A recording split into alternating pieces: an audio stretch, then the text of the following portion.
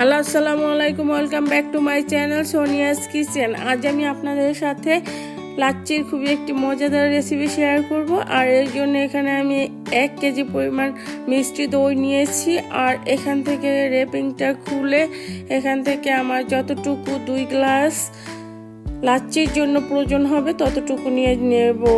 আর এই যে দেখেন, এখন আমি এই র্যাপিংটা খুলে নিচ্ছি। আর এটা খুলে এখান থেকে আমি প্রায় 4 টেবিল চামচের মতো মিষ্টি দই এখান থেকে একটি ব্লেন্ডার জারে নিয়ে নেব।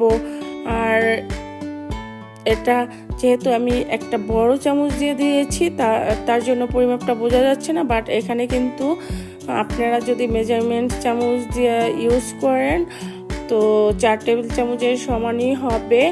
আর এর থেকে একটু বেশি দিলেও সমস্যা নাই, একটু কম হলেও, তবে খুব বেশি দেওয়া যাবে না। খুব বেশি দিলে একদমই বেশি ঘন হয়ে যাবে, আর কম দিলে পাতলা হয়ে যাবে। আর এখানে চিনিটা স্বাদ মতো, লবণ স্বাদ মতো। আর এখানে আমি আরও অ্যাড করে দিচ্ছি 2 গ্লাস দুধ। তো এগুলো দেওয়ার পরে আমি সবগুলো উপকরণ দেওয়ার পরে এখন আমি এখানে অ্যাড করে দিচ্ছি হচ্ছে আইস কিউব।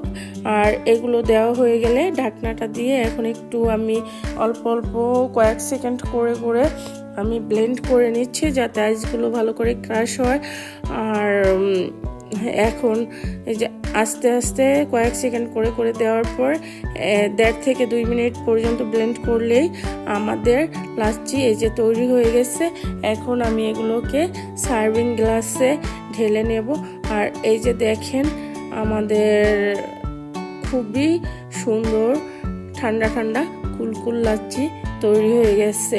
আর ঘরে তৈরি করা এরকম একটা রিফ্রেশিং ড্রিঙ্ক থাকলে এই গরমে আর কিছুই লাগে না।